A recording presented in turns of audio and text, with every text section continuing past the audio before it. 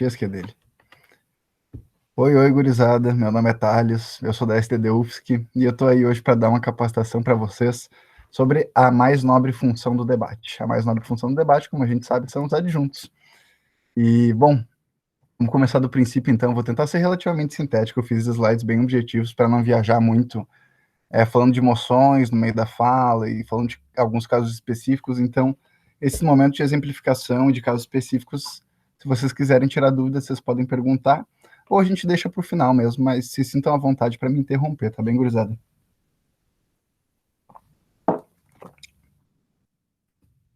Eu tô relativamente gripado, sem isso. Tolerem minha voz morta, por gentileza.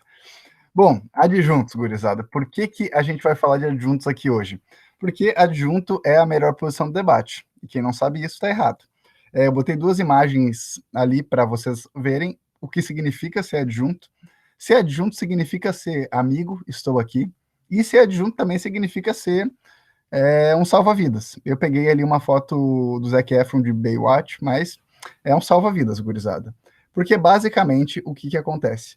Acontece que a segunda pessoa a falar sempre vai ter que, eventualmente, corrigir, dar conta e ser um babysitter, ser uma babá para a primeira pessoa que vai falar. Justamente até porque, por conta do primeiro-ministro, por exemplo, não ter a possibilidade de engajar com as outras bancadas, pelo menos diretamente após ele ter ouvido a fala, né? Ele é o primeiro a falar, então todo o engajamento que ele pode fazer especialmente por meio de, assim, de prévias, do que ele adivinha que a outra dupla vai falar, das métricas que foram encontradas no prep time, assim, é provável que venha, mas não diretamente. E por isso o adjunto tem que lidar com todas essas respostas e tem que manter aquele casinho vivo, até o final do debate ou até o possível. Mas, bom, tendo em vista que a gente é um amigo, estou aqui, e um salva-vidas, como quando fazemos adjunto, vamos começar o conteúdo em si. Basicamente, isso aqui vai seguir a seguinte estrutura. Eu botei primeiro esse slide de coisas úteis a se ter em mente, o que define mais ou menos o adjunto, né? E depois eu vou falar sobre cada uma das etapas do discurso de adjunto, mais ou menos o que vocês têm que fazer, o que vocês têm que ter em consideração quando vocês derem um discurso de adjunto. Até porque eu acho que vocês sabem muito bem a definição e o conceito. Eu vou dar uma abordada nos básicos também, mas eu acho que é importante a gente partir para a prática assim, pelo menos tentar fazer uma taxonomia do que um adjunto faz e classificar isso, porque isso ilustra melhor o que eu vou tentar explicar para vocês. Bom, basicamente a primeira coisa, como eu já disse, tu não é a estrela. Se tu é adjunto, tu não é a estrela, tu é a segunda pessoa. Tem um papel de suporte do teu parceiro. Ao meu ver, essa é a melhor visão possível para um adjunto, justamente porque o que o líder da oposição, especialmente o primeiro-ministro, faz é construir um caso, dar as razões pelas quais a gente aplica ou não aplica uma moção, e, dados esses casos, os adjuntos basicamente são os leais guardiões, são os salva-vidas ali que vão tentar afastar as refutações inimigas, tentar tornar aquele caso mais relevante, enfim, lidar com as outras bancadas tentando destruir esse caso, né? Basicamente, então, o que eu quero destacar com isso é que o adjunto ele tem muitas funções, por isso a maior versatilidade dentro do debate.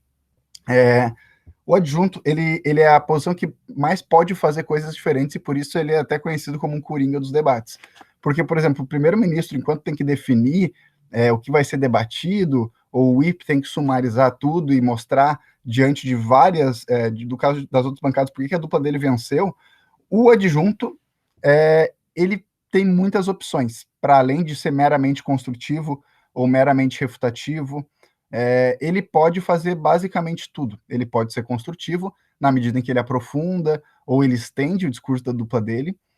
Depois eu vou abordar um pouco mais em especificidade do que eu estou falando aqui. Ele pode ser refutativo, na medida em que ele pode trazer respostas e refutações. Ele pode contextualizar, ele pode trazer os argumentos sobre recolocar os argumentos no debate em outro contexto, ele pode comparar os casos, enfim, o adjunto tem 1000 opções, e eu vou tentar dar as bases aqui para vocês terem noção do que vocês podem fazer enquanto adjunto. Isso aqui não vai esculpir 100% das funções, das possibilidades de um adjunto, mas eu acho que é uma boa base para vocês terem noção, assim, pelo menos empiricamente, como é que isso funciona. Bom, e sobre o terceiro ponto ali, não perca o debate no prep time. Vocês vão ver que eu vou abordar em alguns momentos específicos o prep time.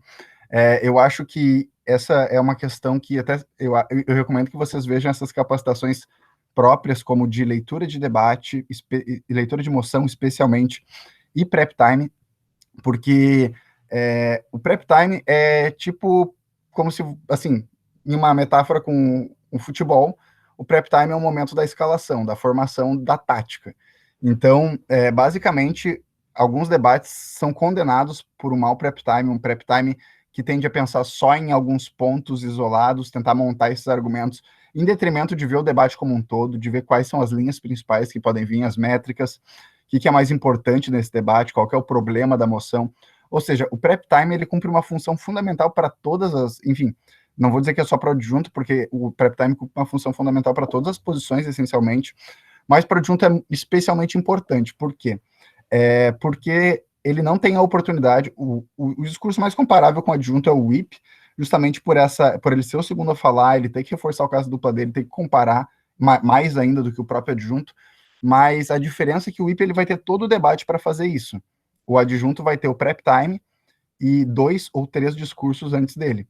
Então ele não tem a disposição de um whip de ficar gastando tempo naquilo durante o debate, de anotar e criar um novo caso. Isso tem que ser pensado durante o prep time. Basicamente, o que eventualmente pode ser trazido, o que é mais relevante, métricas, uma visão de meta-debate é muito importante que se tenha antes do debate em si, até para tu não se surpreender com o que vem efetivamente no debate, né? Então, eu vou dar uma abordada isso em alguns tópicos específicos e peço que vocês me interrompam e também perguntem se vocês tiverem alguma dúvida, mas, em suma, não é uma capacitação sobre prep time, embora ele seja muito relevante. Eu acho que uma capacitação sobre prep time é mais específica, adentrando no tema, assim, tem bastante coisa para se falar. E, por último, essas são 4 etapas, basicamente, gurizada, são 4 funções que o adjunto pode ter, mas que eu botei ali esse Fix, Frame, Fight and Field. É basicamente um sumário do que tu pode fazer enquanto adjunto, assim, das funções que tu tem efetivamente ali no debate, e isso pode ser dividido de 1000 formas. Eu basicamente, esse material, esse esquema de 4 etapas do Fix, Frame, Fight, Field, o Alan me mandou porque ele tinha visto um cara postando num grupo de debates e a gente comentou sobre, eu achei muito produtivo.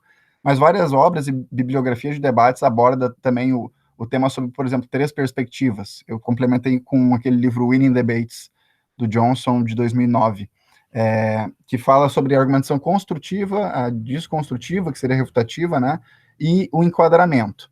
Então, basicamente, só foi adicionado um ali, que se dividiu a construtiva entre o fix, que seria um corrigir, e o field, que seria ganhar terreno para tua dupla, assim. Só para deixar isso mais especificado e, enfim, vocês saberem que isso são efetivamente coisas distintas. Mas, bom, vamos lá então, gurizada. É importante ressaltar que essas quatro etapas, elas não estão numa ordem que tu vai seguir rigorosa ao debate. Eu botei na ordem que o debatedor que postou lá disse que seria da mais importante a menos importante, eu não necessariamente concordo, mas ela é didática e tu vai ter que adaptar isso de debate a debate, né? Ficam algumas dicas, tem muita gente que diz que é importante tu fazer teu refutativo antes e depois tu fazer teu construtivo, porque a última coisa, existe uma teoria psicológica de que a última coisa fica mais gravada na cabeça das pessoas, e ao fazer teu construtivo tu tá em um terreno teu, e ao fazer o refutativo tu tá no terreno alheio da outra bancada. Então seria mais preferível, por uma questão de psicologia em relação ao adjudicador, que tu fizesse refutativo antes. Mas enfim, essa questão de etapas vocês podem moldar no caso a caso, e não é nem um pouco estanque, tá? São só as funções mesmo em uma ordem que não necessariamente é aplicável. Ou é necessário. Acabou minha água. Bom, vamos lá. Cara, fix, conserte. Basicamente, a primeira coisa que tu tem que pensar quando tu é adjunto é que justamente tu é o salva-vidas do teu caso. E o teu caso está sempre se afogando. Isso porque, cara, o debate é que nem uma balança, tá ligado? Quando eu tô adjudicando, quando vocês forem adjudicar, acho que vocês vão começar a perceber muito isso. O que acontece quando tu tá adjudicando? Tu tem uma balança interna na tua cabeça. Essa balança, nas primeiras... Em um debate, são basicamente são 4 possíveis pontos da balança aí, né? Mas nas primeiras casas, é só primeira oposição, primeiro governo. Então, quando tu é adjudicador, tu tá ouvindo os discursos e tu vai vendo que, por exemplo, uma dupla ganhou muito terreno em um clash importante, uma dupla refutou muito bem um ponto importante, ela vai pesando mais na balança, ou seja, conforme tu vai discursando, tu vai convencendo o adjudicador e ele vai ficando a teu favor. Basicamente, o que acontece? O objetivo é que, se tu é adjunto do governo, por exemplo, depois que o teu líder do governo falar, o primeiro-ministro falar, a balança vai estar a favor de vocês porque não tem pontos contrários. Mas se a oposição fizer um trabalho muito bom, eles vão efetivamente mudar a balança, porque eles vão poder fazer a comparativa deles com a de vocês, e já que eles falaram depois, eles têm relativamente essa vantagem. Então, é comum que a balança sempre pese para quem falou por último. E nesse sentido, a tua função é inverter essa balança novamente, entendeu? E se tu é adjunto do governo, tu pretende inverter essa balança e tornar ela desinvertível para que o adjunto da oposição não possa te dar uma volta, e se tu é adjunto da oposição, basta tu inverter essa balança na primeira casa que tu ganhou do primeiro governo. Mas basicamente, isso por quê? Porque, cara, quando eu falo dessa balança, quer dizer que a outra bancada vai estar constantemente refutando o teu caso, a outra bancada vai estar constantemente encontrando falhas.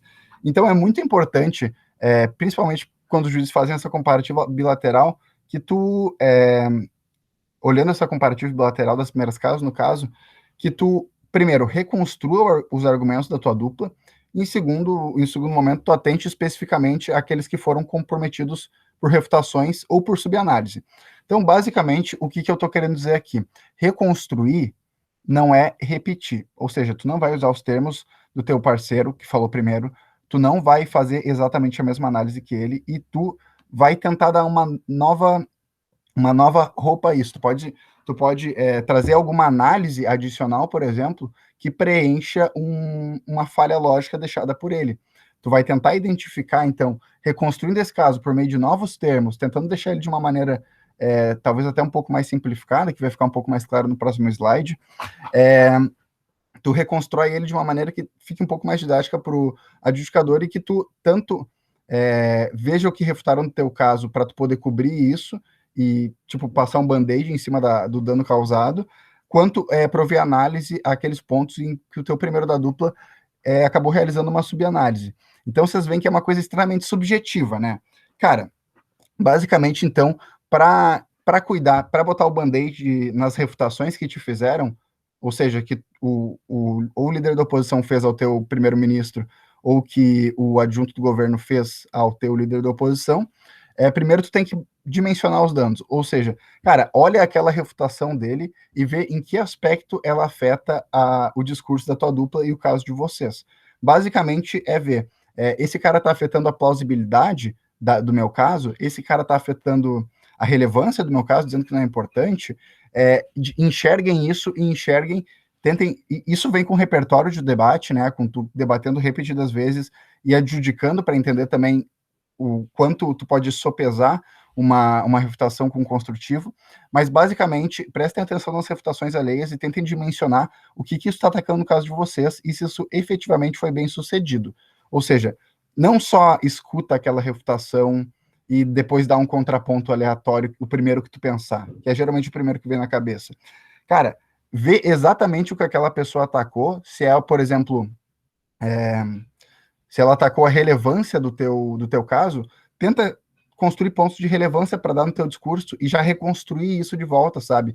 Até porque trazer relevância para o caso, por exemplo, é a análise. Então, são várias coisas que se misturam. Tu vai estar reconstruindo o teu caso, dando alguma análise adicional, fortalecendo o caso da tua dupla. E, basicamente, eu vou abordar um pouco mais a questão de dimensionamento na parte do fight, que é quando tem uma esquematização das refutações, assim, mas basicamente não só escutem a refutação, anotem ela, vejam em que link lógico ela ataca a dupla de vocês, se ela ataca um link lógico, ou se ela ataca a relevância, ou se ela ataca o impacto, a plausibilidade, enfim. E tenta reestruturar teu caso, fornecendo análise aquilo que a pessoa atacou, para que a tua análise fique mais forte que a refutação dela, até porque tu vem depois da última pessoa que falou, tu tem esse bônus de poder ter esse intermédio para pensar. E sobre a falta de explicação, Isso é muito complicado porque a atuação do adjunto ela depende muito do quão bem sucedido foi a primeira pessoa a falar, justamente porque é um papel de suporte, não é um papel, o primeiro papel, um papel extremamente ativo. É um papel ativo na medida em que tu tem que corrigir isso. Mas, então, primeira coisa, no prep time, tenha em mente qual é o caso de vocês, quais são mais ou menos as linhas que têm que ser descidas, e observa o discurso do teu parceiro e tenta adjudicar o discurso dele na medida de achar possíveis falhas que podem ser atacadas, mesmo que ainda não tenham sido, porque depois do adjunto vem todas as segundas bancadas, então qualquer um deles pode atacar esse link, mesmo que ela tenha passado despercebida pela primeira bancada, e vai fornecendo análise aquilo que não tem tanta análise, aquilo que está vulnerável. Essa visão de ler o que está rolando no debate e o que está forte, o que não está forte, é uma coisa que realmente vem com repertório, mas especialmente vem com adjudicação. Então, eu super recomendo que vocês adjudiquem também, para que vocês tenham uma noção completa disso, sabe? Mas, basicamente, então, reconstruir aquilo que foi destruído, sem repetir as palavras do teu colega, fornecendo uma análise nova. Primeira etapa, salva vidas, consertar. Alguma dúvida específica aqui? Senão passo para o próximo. Nenhuma? Então tá. Frame, que é o framing, né? Ali tá o E, mas enfim, é verbo.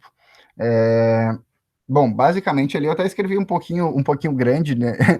Um pouquinho detalhadamente esse slide, mas basicamente, cara, quando chega na posição dos adjuntos, via de regra, o debate das primeiras pessoas a falar já teve os pontos da moção razoavelmente explicitados, ou seja, ninguém pelo menos não é para estar confuso sobre o que significa a moção, pode inclusive pedir esclarecimentos se não tem entendido, mas em suma os termos da moção estão ok, e em muitas medidas as casas, em um primeiro momento, quando chega ao discurso do adjunto, elas ainda discordam sobre, tipo, quais argumentos são mais relevantes, ou quais problemas são mais importantes para que a gente resolva.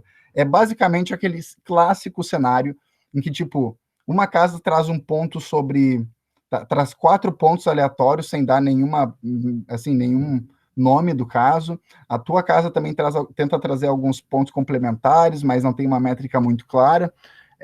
Basicamente, então, ou, por exemplo, a outra casa que não é a tua traz um caso de economia, a tua casa traz um caso cultural, e vejam que para um juiz sopesar o que é mais relevante, existem duas alternativas.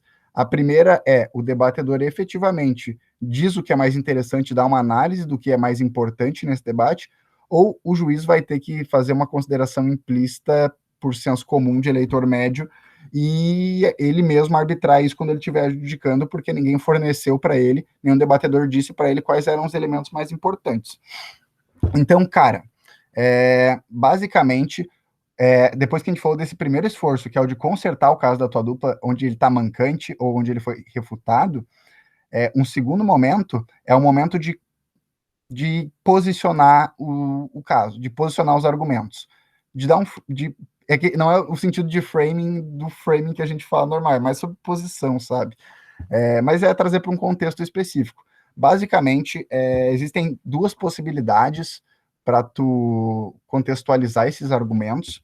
A primeira possibilidade é um debate organizado, em que as pessoas explicitamente falam que estão debatendo sobre economia, debatendo sobre cultura ou debatendo sobre consequências políticas, mas os argumentos têm um nome e claramente possuem métricas e problemas de moção que tendem a ser resolvidos pela proposta de cada uma das pessoas.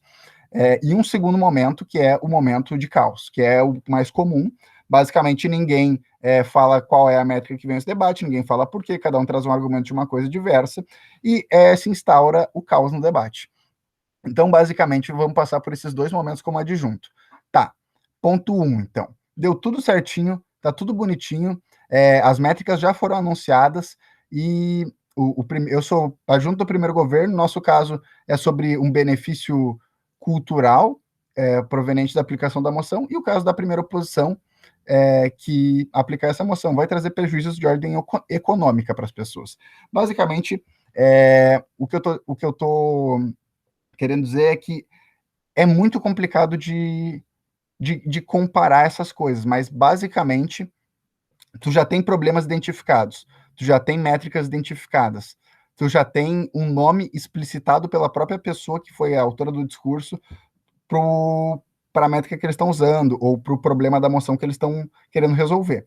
Basicamente, o que tu pode fazer nesses casos, em que a disputa é sobre quais argumentos são mais relevantes em searas distintas, é tu, basicamente, nos teus termos, porque essa é uma vantagem também, quando tu faz esse enquadramento, tu faz ele favoravelmente à tua dupla e bota ele em termos favoráveis à tua dupla, mas tu compara basicamente, tu molda argumentos que já existem para comparar a métrica, basicamente para fazer economia versus cultura, sabe? Tipo, por que, que a cultura seria mais importante do que a economia, o benefício econômico?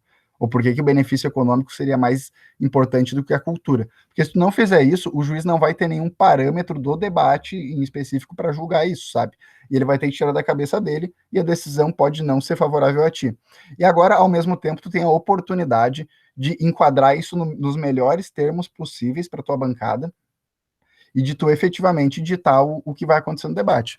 E sobre a segunda opção, que é, inclusive, existe mais uma tônica de controle do debate, cara, se o debate está caótico e todo mundo trouxe pontos absurdos, todo mundo trouxe pontos sobre 1.000 métricas diferentes, não tem ninguém muito organizado no debate, tá uma loucura, cara, nesses momentos, tu vai precisar dar um passo para trás para dar dois para frente. Basicamente, antes de tu comparar a relevância dessas métricas, já que tu não tem métricas pré-estabelecidas, porque os primeiros debatedores não foram organizados, tu vai ter que fazer isso. E isso é muito bom, e é extremamente importante que tu faça enquanto adjunto. Que é o quê? Cara, a outra bancada deu 4 pontos aparentemente distintos sobre a moção. Tu tenta agrupar eles em um grupo, tenta botar em uma caixinha. Por exemplo, tenta dar um nome para o caso, sabe? Três dos argumentos mais importantes da outra bancada dizem respeito a uma métrica de cultura, ou estão inseridos no clash de representatividade política. Tenta enquadrar isso em uma caixinha para que tu efetivamente possa comparar essas duas coisas. E se quem monta a caixinha é tu, tem um primeiro problema e um benefício posterior, que é o quê? Cara, o primeiro problema é o quê? É que tu vai ser acusado de estar espantalhando, porque tu provavelmente não vai falar o argumento da pessoa tão bem quanto ela falou, porque tu tá fazendo isso em menos tempo. Mas, ao mesmo tempo, um macete para sair disso e tornar isso algo positivo é utilizar os próprios termos que a pessoa utilizou e tentar deixar isso mais próximo possível para realmente ficar aparente que tu não espantalhou. E nesse sentido, quando tu agrupa todos esses argumentos em uma caixinha, depois tu pode efetivamente comparar a relevância e dizer por que, que esse teu grupo de argumentos, esses argumentos que dizem respeito ao tópico X, são mais relevantes do que benefícios desse tópico Y, basicamente está falando que a métrica em que tu está vencendo é mais importante. Toda essa questão de frame é para definir qual possível métrica é mais importante. Mesmo que isso não tenha sido falado nas primeiras pessoas, saca? Tu pode fazer isso independente da moção, independentemente do caso, porque vai de um esforço de basicamente criatividade tu conseguir enquadrar isso em uma caixa relativamente genérica.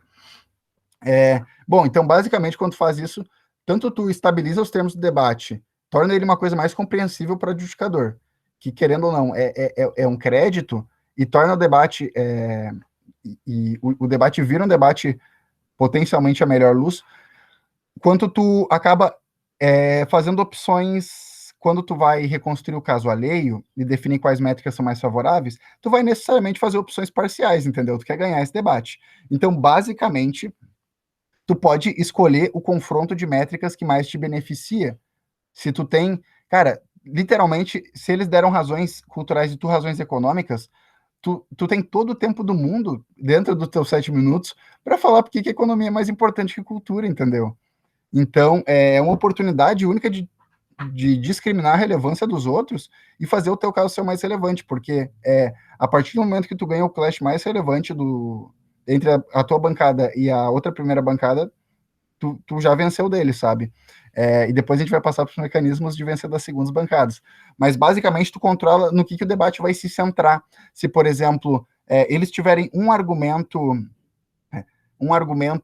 sobre um tópico X como representatividade e outro ponto sobre economia, e eles subdesenvolveram um deles, cara, tu pode pegar a métrica que mais te favorece nesse sentido, e se tu acha que, por exemplo, o ponto que eles desenvolveram mais está subdesenvolvido e não está entendido como um tópico em si, tu pode literalmente pegar o outro ponto, eleger como o clash principal deles, entrar nesse combate e ganhar nesses termos, sabe? Basicamente dizer, tu pode dizer para onde o debate vai. E controlando esses termos, tu faz ele ir para o lado mais favorável ao teu, e tu evita com que ele seja ditado por outra pessoa. E basicamente o debate é uma disputa de, de quem vai ditá-lo, né? Então, isso é muito importante. E o frame, ele já é meio que uma questão, ele não é propriamente refutativo, saca? Mas no momento em que tu dá relevância para o teu caso e tu implicitamente tira a relevância do outro, ou explicitamente, tu tá efetivamente ganhando o debate, mesmo que tu não esteja efetivamente respondendo diretamente ao caso da outra bancada, com uma resposta, uma refutação, tu tá comparando eles, tu tá botando um acima do outro, explicando muito bem o porquê. Então, nem sempre a melhor estrutura refutativa é só refutação. Às vezes, a melhor estrutura para tu ganhar de uma bancada é tu jogar pela relevância, jogar pelo frame, e moldar teus argumentos de uma forma inteligente dentro de um clash, tornar aquele clash mais importante e fazer ele ganhar o debate. Isso nem sempre é possível, né? Porque as duplas estão disputando relevância, mas é muito importante porque isso já garante que vocês não vão perder para alguém que não disputa relevância e garante que, em relação a quem já disputa relevância, vocês minimamente vão estar disputando e não vão tomar um tapa sem saber de onde perder o debate, sabe? Ai, minha garganta tá seca. Peraí.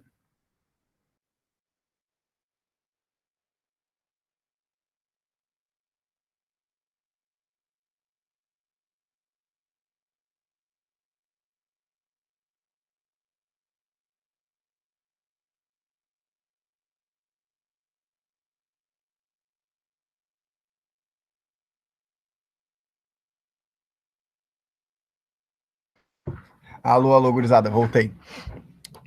Mas sobre essa segunda questão do frame, alguém tem alguma questão, assim?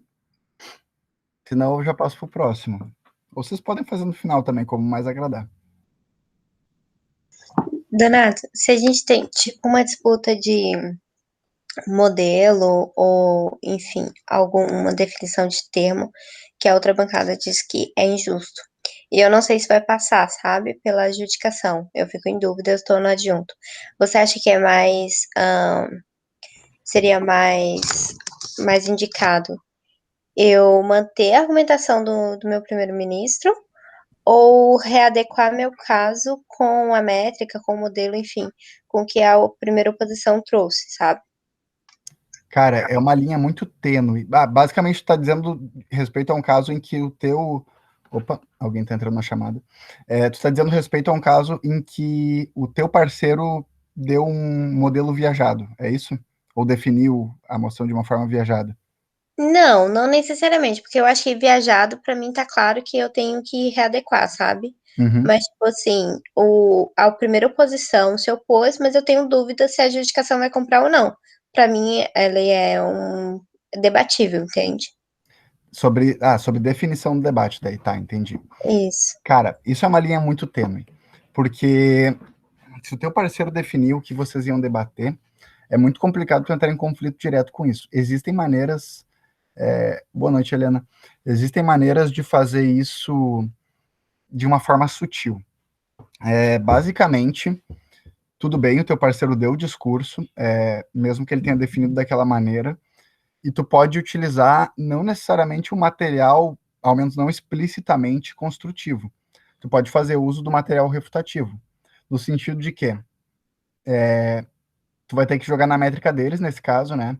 Então é relativamente complicado, tu não tá mais no terreno teu e ganhar nessa métrica deles sozinha é muito difícil, se a primeira pessoa debater um debate curto, mas tu pode fazer um esforço de construção e tentar reposicionar esse discurso do teu parceiro a melhor luz, ou só parte para a refutação e fala, ok, esse é o nosso caso, e ainda no melhor cenário da oposição, no melhor cenário deles, ainda que isso, essa definição fosse injusta, a gente leva. E daí pensa em razões, sabe?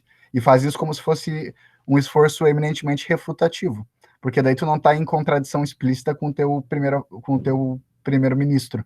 Agora, se tu dá um construtivo que é contraditório com o dele, aí complica, porque isso vai confundir a justificação e provavelmente um deles vai ser desconsiderado, saca? Então, tenta fazer um negócio mais suave. Não deixa tão explícito que tu tá tentando contradizer ele, sabe? Dependendo do quanto. Se ele não viajou muito e tu pode ainda debater esse mesmo debate sem a definição dele, tu pode tentar trazer o construtivo dele para, ok, no melhor cenário da oposição a gente leva, faz uma comparativa, sabe? Do caso de vocês com o deles, no cenário deles sem a definição. Mas é importante, cara, isso é importante que vocês conversem no prep time para chegar com isso clarificado, de tipo, se vocês vão ou não defender enquanto dupla aquela definição. Que aquela definição tem que ser justa para os dois, sabe? Então, o melhor caminho é a prevenção e dialogar, tipo, sobre a definição da moção no prep time, pelo menos algum tempo, para que os dois estejam na mesma página. Porque não é ideal que vocês estejam dissonantes nisso, sabe? Entendi, obrigada. Capaz. Se tiver ficado alguma questão, pode mandar também, tá? Mais alguém? Ok, passando. Field, gurizada, é ganhar terreno. Não. Fight, gurizada, é brigar. Bom, falamos então de consertar o caso da tua bancada, né? Tentar remontar ele com termos diferentes, com análises complementares.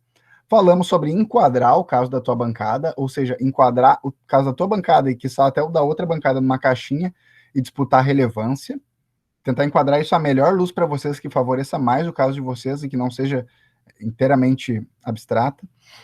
E agora a gente vem por uma questão mais explicitamente refutativa. Olha só, basicamente, o que ótimos debatedores fazem é nunca deixar de disputar a questão do framing, nunca deixar de disputar a questão da relevância. Então, em debates de sala mais alta, isso sempre vai acontecer. Mas isso, embora seja uma maneira de diminuir o poderio bélico das outras bancadas e dos outros casos, não é a única forma.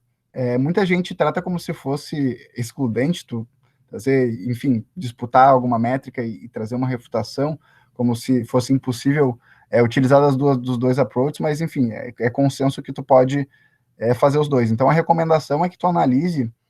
A gente vai analisar isso no final, na verdade, mas o negócio é que tu pode investigar na prática se é mais efetivo tu disputar a relevância, porque o teu problema é mais intuitivamente relevante, ou tu tem boas razões, ou se é mais ou se o caso da outra bancada tá fraco num ponto específico e tu pode bater nisso com esforço refutativo, e isso vai derrubar os caras e, tipo, minimamente vai garantir que eles vão gastar boa parte do discurso consertando isso, e não vão conseguir fazer mais nada.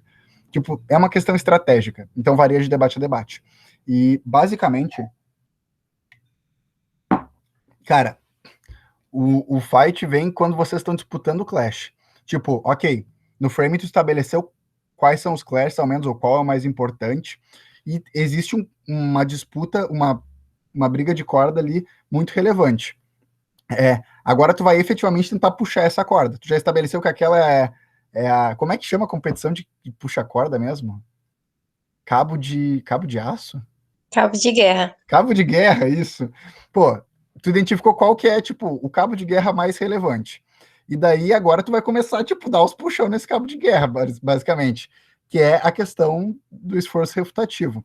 Às vezes, o oponente puxou tão pouco o cabo de guerra que tu já tá ganhando no cabo de guerra mais relevante. Tudo bem.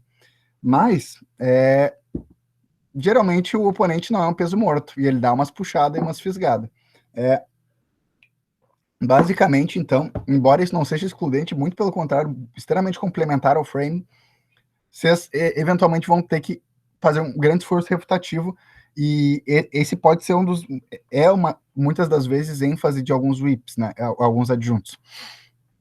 Bom, basicamente eu fui essa questão do fight estava relativamente abreviada na explicação do debatedor que eu usei como base, Mas daí eu complementei com a estrutura do Winning Debates também, aquele livro de 2009 que eu citei antes. Cara, muita gente fica em dúvida de como fazer uma refutação. Eu falo que isso não é, eu estou fazendo uma resposta. Existe sim uma diferença entre tu dar uma claim de resposta e tu fazer uma refutação robusta e substancial, mas em suma, eu acho que o pessoal confunde muito essa questão, e eu vou tentar sintetizar de uma maneira, assim, mais básica, assim, mais ilustrativa, que é basicamente o que, cara, para uma refutação ou uma resposta, enfim, ser relevante, basta tu explicar ela satisfatoriamente por que ela importa. Basicamente, então, os passos para uma, tanto, enfim, para uma refutação relevante, seja formal, que diz respeito à forma pela qual eles exprimiram a opinião, a uma forma lógica, seja material, ou seja, o conteúdo do caso deles, que as pessoas confundem as pessoas chamam, tipo, algumas pessoas chamam refutação formal de resposta e algumas refutação material de refutação mesmo, mas eu não concordo. E basicamente, então, os passos para tu fazer uma boa refutação são três. É super simples. Tenham isso em mente que isso ajuda bastante a uma boa basilaridade para refutação. Primeiro, isso é step mesmo, é passo a passo. Identificar. Cara, identificar o quê? O argumento que tu quer refutar. É basicamente tanto tu ouvir esse argumento, anotar ele de uma maneira relativamente bem entendível, e tu expressar ele quando tu estiver falando, ou seja, não solta a refutação no meio do nada, dá uma síntese antes para o edificador do que tu tá refutando, porque senão o edificador vai ficar inteiramente perdido, não vai saber nem do que tu tá falando. Tu lê bem, identifica qual o argumento da outra bancada, quando tu estiver dando teu discurso, tu dá uma sumarizada nele para o edificador entender do que tu tá falando. Nessa reconstrução dele, tu pode usar termos mais favoráveis a ti, porque afinal, tu tá resumindo um discurso de 7 minutos, às vezes, em tipo, pouquíssimos segundos. E isso é uma linha muito tênue com espantalhar alguém. Espantalhar o quê? É basicamente, tem um argumento aqui, tu pega uma linha ali e vai fazendo um espantalhozinho que tu diz que é o argumento e tu bate nesse espantalho, mas tu não bate no argumento de fato. Porque tu inventou uma coisa, tu fingiu que era o argumento deles, tu bateu nisso. Não é essa a questão. Vocês ainda têm que debater a melhor luz. No sentido de, cara, não ridiculariza o ponto adversário, sabe? Tipo, se eles têm um impacto de diminuir a desigualdade, você não diz que vai dar uma diferença de R$ 2 para o pessoal, sabe? Isso é uma desvalorização sem explicação. Agora, escolher estrategicamente alguns termos, inclusive repetindo muitos dos termos que a própria pessoa usou para construir o caso, para dar uma sensação de veracidade ao que tu está falando, afinal, tu está usando exatamente os mesmos termos que ele, alguns termos-chave, tu pode escolher até para nomear isso. Cara, tu pode construir ele da maneira que for mais favorável a ti, contanto que não seja desonesto, saca? Porque daí entra na série do espantalho e eu acho uma baita sacanagem. Mas basicamente, então, tu anuncia para a justificação do teu discurso o que tu está fazendo, tu identifica qual é esse argumento que tu está respondendo, refutando. Segundo momento, tu critica ele, tu pode criticar o conteúdo dele, tu pode criticar a forma dele. Existe essa questão de qualidade do argumento, que é uma coisa trazida por esse mesmo livro. Isso eu posso passar depois para vocês, até a questão escrita dessas qualidades do argumento, vai ser várias páginas ali, não vale a pena entrar agora, mas, por exemplo, qualidade do argumento são, tipo, questões que fazem o argumento ser convincente e provado. Cara, ou, enfim, que mitigam ou atenuam a força dele. Se ele é um argumento de qualidade ou não, né? Um teste de qualidade para o argumento, selo Anvisa. Relevância é um termo de qualidade. Ou, vamos dizer, plausibilidade. É um critério de qualidade do argumento. Tu pode identificar esse argumento adversário, dar uma breve explicação e fazer a tua crítica. Tipo, essa questão aqui não é relevante, ou essa questão não é plausível. E depois, efetivamente, explicar o porquê da tua crítica, por que ela é relevante. Tipo, esse é um step que as pessoas normalmente não fazem, explicar por que a tua crítica especificamente é relevante. Eu vou pegar o exemplo que ele usou aqui no livro, porque eu achei sensacional, e eu acho que eu não vou conseguir fazer nenhuma altura. Vou lançar para vocês. Basicamente, deixa eu ver, um minutinho. Tá. Gurizada, pensem assim, ó. Uma moção sobre esta casa, tipo, proibiria bater em criança. Tipo, daí uma casa faz uma... o governo que queria proibir bater em criança fala que, tipo, isso é equiparável ao abuso infantil é crime, portanto, a gente deve proibir bater em criança, os pais darem um tapa na criança, porque isso é comparável a um tema que já é ilícito e já é moralmente reprovável. Daí tá, vamos fazer essa identificação, vamos fazer os 3 steps sobre esse argumento. Identificação. No primeiro argumento, eles falam que punição corporal é ilegal porque é comparável a abuso infantil. Essa foi a identificação. Crítica. O... Ah, pera. É que eu tô traduzindo simultaneamente, tá foda. Essa comparação, tipo, não é válida, ou seja, existe uma falha lógica nessa comparação, porque a punição corporal foi estabelecida como um modo aceitável de correção da criança. Daí tu dá algumas razões, tipo, diante de séculos de criação dos pais assim, da cultura tradicional, e é motivada pelo amor à criança e um desejo de fazer a criança aprender a maneira certa em detrimento da maneira errada.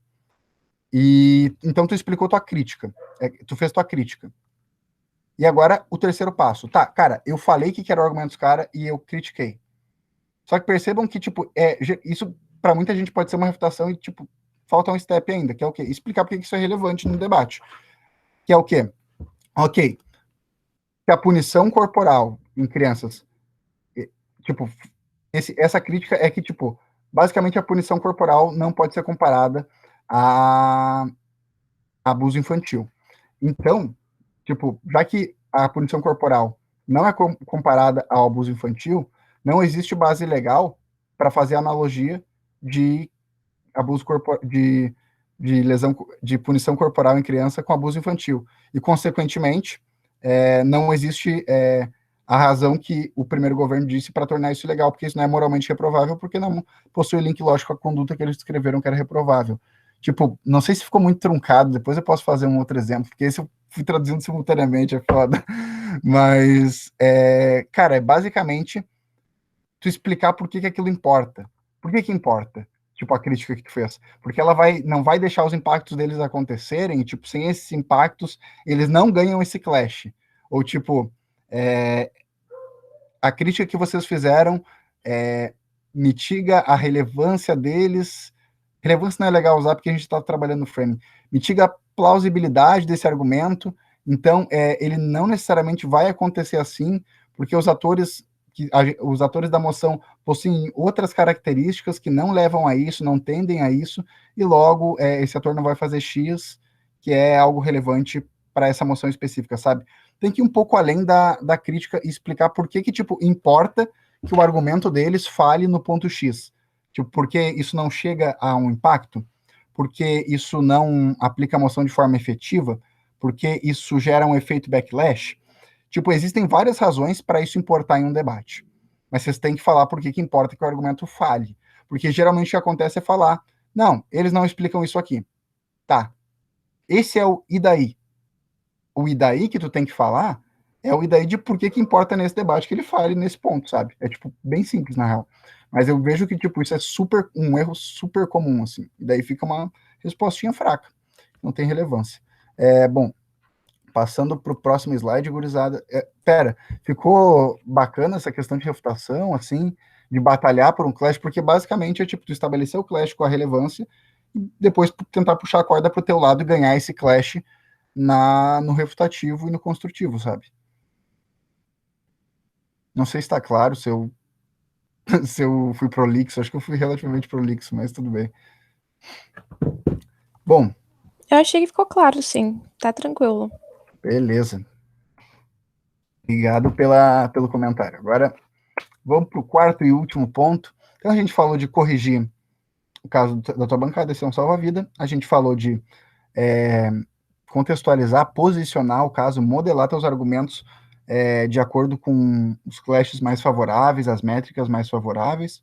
E a gente falou de disputar esses clashes por meio também do refutativo, lutar por isso, brigar pelo clash. E agora a gente vai falar da quarta coisa, que é ganhar campo, ganhar terreno para a sua dupla, estender. A extensão não é das segundas bancadas? É, mas essa extensão aqui não é extensão propriamente dita. É uma extensão no sentido de que, por exemplo, se você está argumentando sobre... Vamos ver. Cara, reflexos, assim, o impacto de vocês é que, sei lá, os juízes vão ser afetados por essa medida de reforma previdenciária. Ganhar terreno nisso pode significar, basicamente significar expandir isso para além do que a dupla tinha construído. É dizer basicamente, não, isso vai impactar também o povo que não é juiz, vai impactar o povo pobre e, tipo, tu vai para além e dá uma análise sobre a marginalização e tal. É basicamente aquilo que a extensão faz, mas não é a extensão em si. Mas, cara, melhor definição é, tu vai alugar um triplex na cabeça da segunda bancada. Então, corrigir, contextualizar, modelar, brigar pelos clashes e alugar um triplex na cabeça da segunda bancada. Por que alugar um triplex na cabeça da segunda bancada? Cara, vocês já foram segunda bancada. Vocês sabem como já alugaram um triplex na cabeça de vocês, por quê? Gastaram absolutamente todos os pontos relevantes que vocês tinham nas primeiras bancadas. E note, é importante, muito relevante, que o adjunto esteja atento para corrigir o caso da sua bancada, porque isso pode significar uma real perda de clash, uma perda de posição. Tem que realmente contextualizar para tentar ganhar essa disputa, tem que brigar pelos clashes para efetivamente ganhar as disputas. E a questão de ganhar terreno fica como? Ela realmente não é a questão que vai ser pensada em um primeiro momento, não é a questão principal do adjunto. Mas é incrível que o adjunto seja o pesadelo das segundas bancadas. Por quê? Porque é preferível que o caso de vocês esteja relativamente bem construído no primeiro-ministro. O adjunto tem que defender isso. Mas, se ele tiver tempo após defender isso, e provar que ele ganhou da primeira bancada, ele pode basicamente identificar não, porque isso tem que estar identificado desde o prep time, em suma, assim. É tipo, pegar aquele ponto que ele considera relativamente central e que não está dentro do caso deles, e dar uma análise sobre isso. Ele pode expandir. Cara, basicamente, não é, assim, não estou falando para vocês deixarem todos os argumentos novos para o adjunto, sabe? Porque isso é desonesto. Tem ali uma questão do split, do engajamento. Split é quando vocês dividem o discurso e deixam uma parte dos argumentos para o adjunto. Isso não é justo, porque vocês, especialmente se é adjunto da oposição, tu não dá a oportunidade do primeiro governo engajar com teus pontos. E se eu sou edificador, eu considero essa questão do engajamento bastante, e acaba ficando um pouco mitigado nessa comparativa bilateral, porque justamente o primeiro governo não teve oportunidade de endereçar isso. Mas, basicamente, se vocês identificarem que vocês podem gastar com uma margem relativa de tranquilidade em relação à primeira bancada, vocês podem gastar o argumento da segunda? Cara, gasta. Porque vocês estão disputando diretamente e, às vezes, o adjunto e enfim, as pessoas da primeira bancada ficam ali no debate deles, depois vem as segundas bancadas, fazem um debate de qualidade com mais qualidade, uma extensão com pontos centrais e ganham o debate. Então, tipo, uma das maneiras, e especialmente para tu levar da tua casa, da tua segunda casa, cara, tu gastar os pontos. E isso se faz... Cara, eu deixei potências do prep time ali por último, mas isso se faz como? No prep time, entendeu? Quando tu vê essa questão de leitura de emoção, eu expliquei lá no início que era importante. Por que é importante? Porque, velho, se tu identificar as métricas mais relevantes, tu gasta as métricas mais relevantes no teu primeiro discurso. E se é uma moção curta, vai sobrar muito. Não é preferível que exista uma moção curta ali no campeonato, enfim, mas vai sobrar pouquíssima coisa para a segunda bancada gastar. Isso é incrível, porque pelo menos tu vai estar fazendo eles terem um esforço maior para se diferenciar de ti. E isso necessariamente dá uma centralidade no debate, porque, tipo, a edificação pode entender ainda que eles não se diferenciaram de vocês, e tu acaba levando aquele ponto mesmo, sabe? É só dar uma explicação razoável, assim.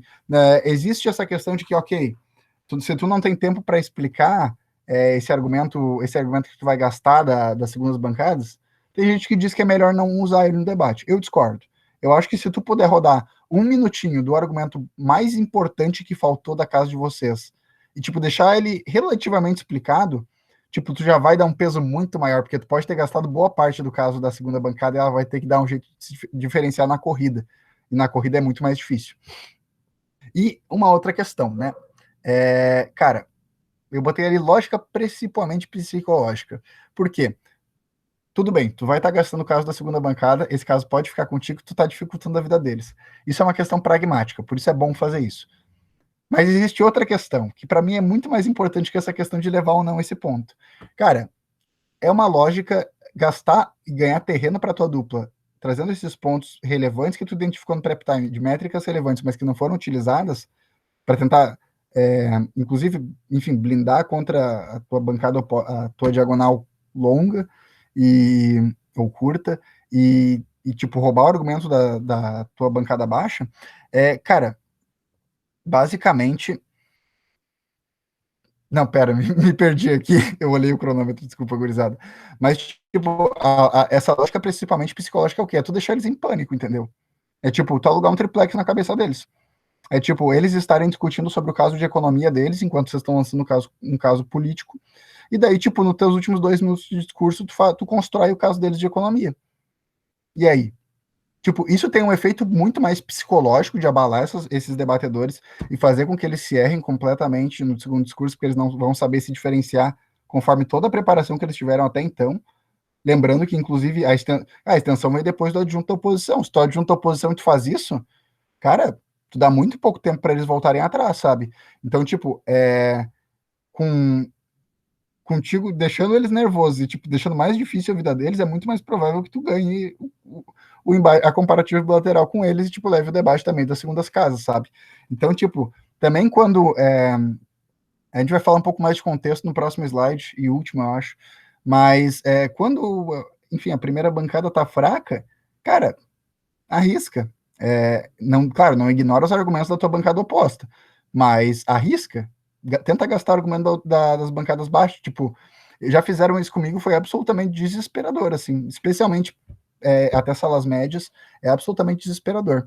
E, coisa muito importante, cara, melhor maneira de fazer isso, tipo, maneira que tu não se arrisca fazendo isso e é incrível. Velho, o clássico erro do pó afobado. Esse é o erro mais besta do debate que existe, assim, que é um cara da segunda bancada, assim, pedir o pó e falar, não, mas nesse caso aqui da legitimação da polícia, como é que vocês respondem a isso? E ele adianta que o caso dele vai ser de legitimação da polícia. Cara, tu, enquanto adjunto ouvindo isso, tu pega aquele caso da legitimação da polícia e tu escreve, tu fala. Porque, tipo, eles estão anunciando exatamente o que eles vão fazer, sabe? Tipo, essa questão de fazer o pó afobado em segunda casa, entregar o ponto que tu vai trazer é um erro bem iniciante, assim, mas ele acontece com alguma frequência, porque as segundas bancadas estão emocionadas para engajar com as primeiras ali, às vezes, e, enfim, acabam cometendo essa, e daí tu gasta tudo, entendeu? Não tem a dó nem piedade. Complica a vida deles. E muito provavelmente tu vai levar deles, a não ser que eles, tipo, pensem milagrosamente uma extensão melhor. É muito difícil fazer a extensão de um tópico que já foi falado relativamente bem. E alguma dúvida sobre isso, gurizada?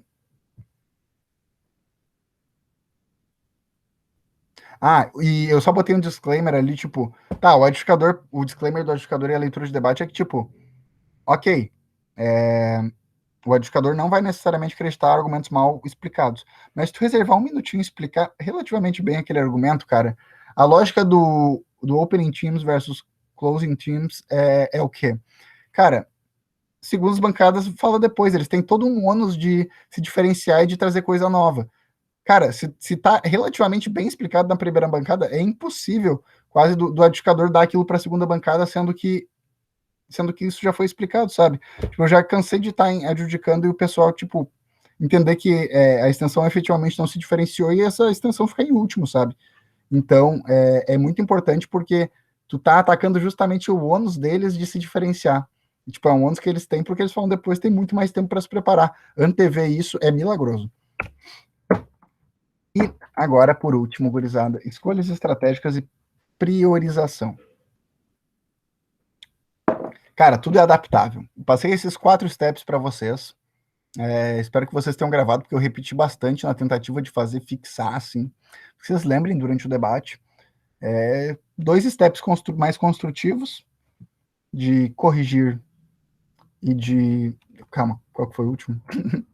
De corrigir e de ganhar terreno. Um step de framing e um step desconstrutivo, refutativo. Bom, e daí tu escolhe como tu vai usar isso, né? Não sempre a extensão é necessária, mas enfim, vamos falar um pouco mais disso agora. Cara, teu discurso vai ser sempre adaptável de acordo com o que tá rolando no debate. E coisas que podem fazer tu variar o teu discurso. Primeiro, quão bem foi o primeiro-ministro ou o líder da oposição em seu discurso? Cara, se tu é adjunto do governo, teu primeiro-ministro mandou mal, aí tu vai ter que gastar mais tempo na parte de recuperar o argumento dele, entendeu? E não tenha vergonha de gastar mais tempo. Tenta remoldar ele, deixar ele em termos mais simples e já deixar ele enquadrado em uma lógica, provando ser relevante, assim.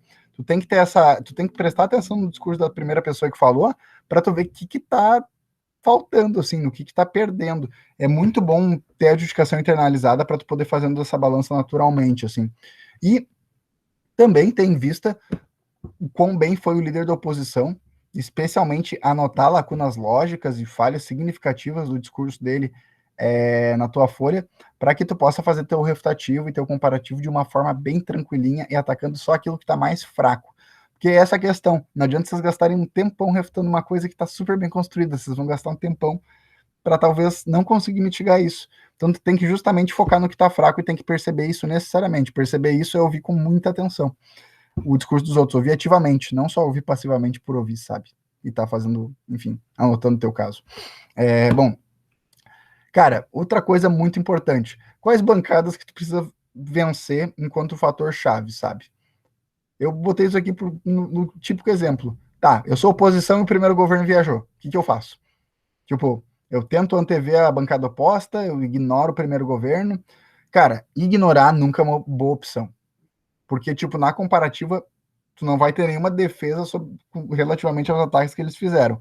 Às vezes a gente se engana, às vezes o caso deles não tá tão periférico assim, às vezes o caso deles está mais relevante do que a gente pensa, o educador entendeu melhor. Então, sempre... E se tu acha que eles viajaram completamente, mas, tipo, completamente fora da moção, periférico, tu simplesmente gasta 30 segundos, 1 minuto, falando exatamente isso e explicando por que eles estão viajando. E daí tu parte para de repente gastar material das segundas casas, entendeu? Tipo, não adianta tu jogar uma claim. Não adianta. E se tu acha que eles viajaram, não adianta reclamar para notificação depois que eles viajaram se tu não explicitou isso. Tudo que tu explicitar para notificação vai ser levado em conta na deliberação idealmente. Então, sempre que alguém viajar, não ignorem. Se tu é adjunto. Se o primeiro-ministro viajar, não ignora. Se tu é governo e é o líder da oposição viajar, ignora menos ainda, porque o adjunto da oposição provavelmente vai poder reconstruir isso. Então, não ignora. Mas, tipo, não precisa gastar todo o tempo do mundo também. Pode dar uma resposta que tu acha satisfatória. Bom, e sempre tem em mente isso, né? Tipo, debate das primeiras bancadas, tipo, no prep time vocês identificaram essa questão ali de baixo. Quais métricas são mais relevantes no debate, ao menos intuitivamente? Por que isso é especial de importante? Porque, cara, na moral, assim, você sabe o que a outra bancada pode trazer. Você pensa isso no prep time, o que é mais relevante nessa moção para essas pessoas? É muito intuitivo pensar nos primeiros argumentos. E naqueles primeiros argumentos, se tu já tem eles anotados, tu sabe que isso dá um bom argumento para o caso oposto, e não foi trazido pela primeira bancada, cara, tu também pode descer algumas linhas pré-refutando isso. Porque isso muito provavelmente, se não foi gasto pela primeira bancada, o argumento óbvio, o argumento mais central, o argumento mais relevante, ele vai ser gasto pela segunda. E pré-refutar é uma maneira muito arriscada de jogar, mas ao mesmo tempo, se tu sabe que é um argumento que com certeza vai ser trazido, ou inclusive foi adiantado em POI, pré-refuta pra caramba. Tipo, gasta tempo naquilo e blinda o teu caso contra aquilo especificamente. Porque é ônus deles que falam depois, é um fardo deles que fala depois, basicamente, tipo, superar teu caso no Clash, sabe? Se eles não conseguem, se eles não conseguem nem, se eles conseguem meramente se igualar ao teu caso em um Clash importante ali, e vocês falaram antes, vai para vocês, porque eles não cumpriram o fardo deles. E, bom, basicamente é, tipo, ter isso em mente desde o prep time, sabe? Ou, tipo, aquela última questão ali, a outra questão potencialmente central no debate que não foi abordada ainda, tipo, esse tipo de coisa é o que tu leva em conta para para efetivamente, tipo, gastar o material. É uma análise conjunta para tu gastar o material das segundas bancadas e, tipo, não gastar à toa. Porque se tu pré-refutar uma coisa que não vai ser trazida, tu só gastou tempo, sabe? É um completo desperdício. Mas, assim, priorizem as coisas certas, sigam os 4 passinhos que é só sucesso. Não em ordem, por favor. E, gurizada, aberto para dúvidas aí. Eu acho que eu vou interromper a gravação, a gente dá uma conversada aí. E é isso. Eu fiz exatamente 1 hora de apresentação, que era a meta.